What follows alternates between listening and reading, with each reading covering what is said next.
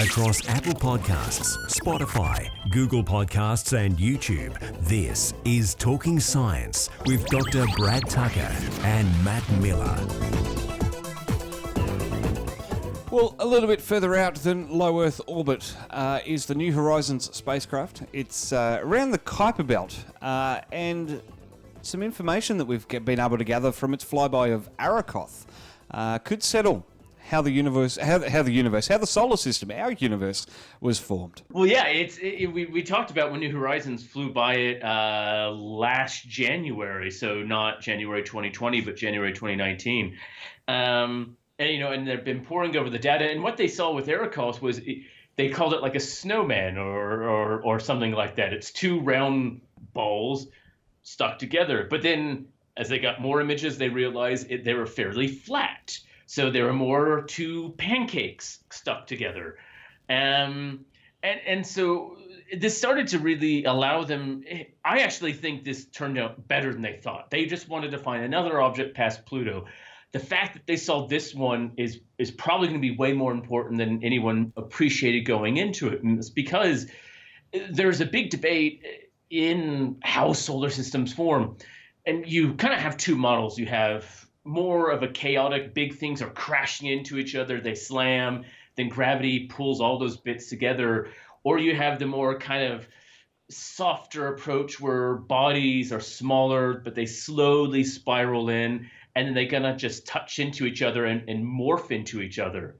And Arrokoth is really showing that it is by far the latter, which was not what the theory, the popular theory was based on the evidence, that it's more gentle touches that come together. And it's all because Arrokoth is this kind of pristine, untouched world on the edge of the solar system. And Arrokoth was originally known by its nickname of Ultima Thule, but that was dropped, and we the community came up with Arrokoth, which has Native American links, I believe. Yeah, I mean, its boring name was 2014 MU69, and yes, and Arrokoth is a name from one of the Native American tribes in, I think, in the Virginia eastern coastal area, and I think it's nice.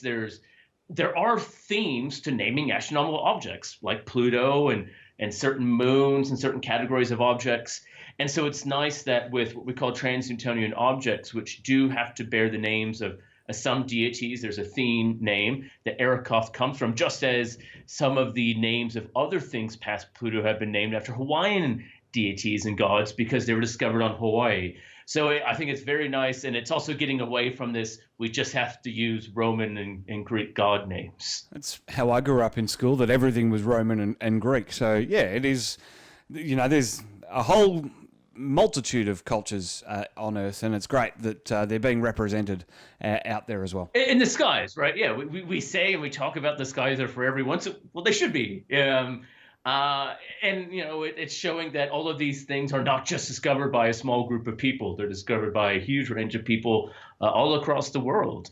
Going back to Pluto and it being Pluto Day, it was discovered in the U.S., not too far from the Navajo Nation, which has a very, so there's very big ties to the cultures that preceded our small time here as what we call Western civilization. One thing I find interesting on this place is that there's no carbon dioxide ice, which a lot of astronomers assumed was going to be a major component of Arrokoth. Yeah, I mean, both Pluto and Arrokoth, not just its shape, but the discovery of the content, a lot of organic compounds. It's really this reddy, rich color because it's rich in iron-based oxidized organic compounds, not the carbon dioxide we thought would just be frozen ice sat there. And again, it's another clue that this is kind of the frozen ingredients 4.5 billion years ago. This was what was present on the edge of our solar system as the solar system was formed, and then nothing else happened. The fact that it's really fairly smooth and not lumpy shows other things didn't collide into it, that it's fairly pristine in its nature, that it's just kind of left there to hang around. And that's why people get excited about it, because it is so undisturbed and untouched. It really is this nice snapshot into our past. What's next for New Horizons? Is it just going to keep going, or is it hanging out in the Kuiper Belt for the rest of its life?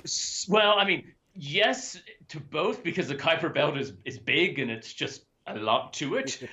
So it's going to keep going. They do have enough fuel to do another maneuver at least. They think if the right two objects happen, they can get two maneuvers in there.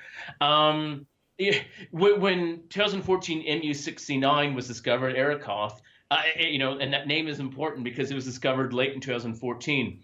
When New Horizon was launched back in 2005, they knew it was going to take almost 10 years to get to Pluto. And they said, all right, well, we're finding lots of these things past Pluto. Eventually, we'll find one and it'll be in the right spot and we'll go to it. And then years crept in and nothing and nothing and nothing. And so around 2013, they got a lot of Hubble Space Telescope time to try and find an object, because if they didn't find it in time, they couldn't do the maneuver right, and that's it. And so then in the middle of 2014, they finally found Arrokoth and said, great, here's an object. It kind of works. Let's just go with it. It wasn't the best object. It was just the one that worked, which is kind of surprising of how important it now is. And so now there's probably a similar thing. They're waiting for other objects to be found where they can do an appropriate maneuver since they've passed Arrokoth to do it. The timing is less critical because they don't have to hit the Pluto target.